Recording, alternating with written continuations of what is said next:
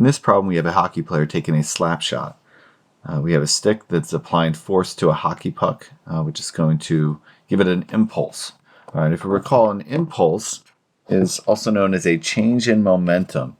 It's a force applied over a period of time. All right, so you have a couple equations for impulse.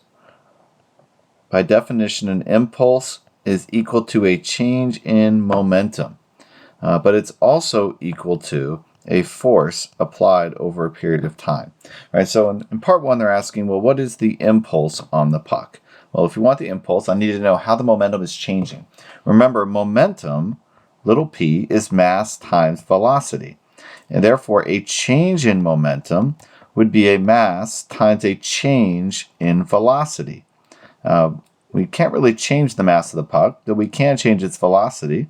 And a change in velocity is just v final minus v initial, right? So here we've kind of derived what momentum is, or a change in momentum. And so if I want to answer it this way, I would need to know the mass of the puck, the change in velocity, which in part A, they don't tell you that. Now we see they ask you for the velocity later, so we'll come back to that equation.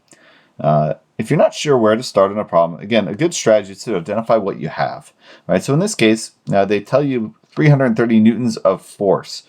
Force, we use the letter F. F is equal to 330 newtons.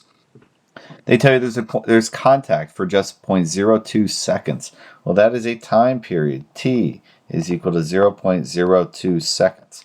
So even if I knew nothing about momentum or impulse, I do know that I have force and I have time. And if you look at your equations, you see that they're related. And sure enough, we know what an impulse is. An impulse is simply a force times time, and I have both of those values. So I could just multiply 330 newtons times 0.02 seconds. I'll pull out my calculator here. 330 times 0.02, and I get 6.6. And my units, what would the units be? Well, I have newtons and seconds, and sure enough, that is the units of impulse. It's newton seconds, newton times seconds, not newtons per second. It's not a rate, it's newton times seconds, also called a newton second.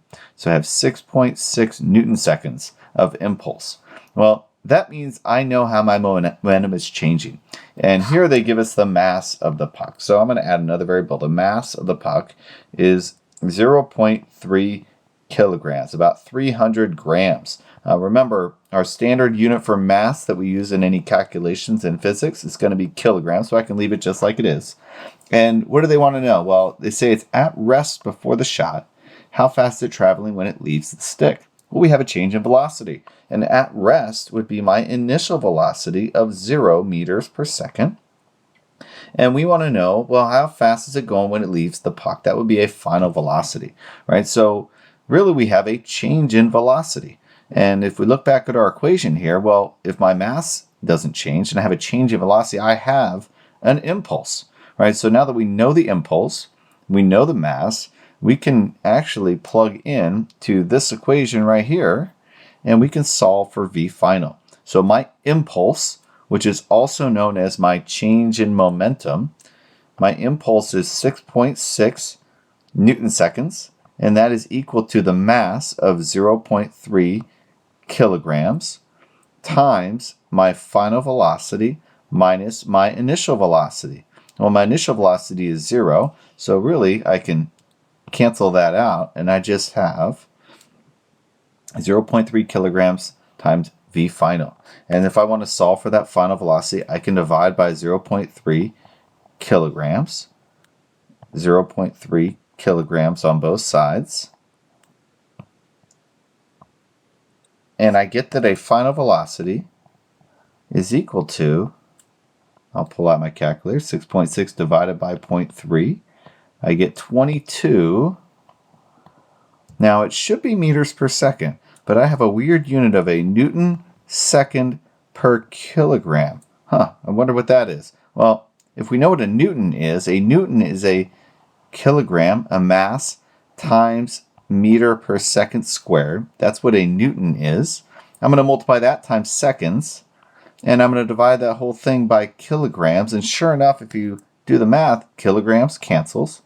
This second cancels with one of those seconds, and we end up with a unit, sure enough, of meters per second. So my answer is 22 meters per second, right? And it just goes to show that as long as all of our variables are seconds, kilograms, meters, I get meters per second, if I keep it to those standard units and I deal with newtons as force, the units in these equations always work out to these standard units. So if I'm going to get a velocity out, it will come out as meters per second. So again, it's important at the start of our problem to try to make sure we're in those standard units. But here again, to summarize, we have a hockey stick imparting a collision upon that puck. It applies a force over a period of time. And as a result of that force, it accelerates. It's an unbalanced force on that puck, right? So the longer you apply that force, the more it accelerates, right? So this is this idea of an impulse. And an impulse will change an object's velocity. Well, that's what an acceleration is. All right, so we see how this is all related to Newton's second law of motion, F equals ma. And here we have the application of this equation for impulse, also known as a change in momentum.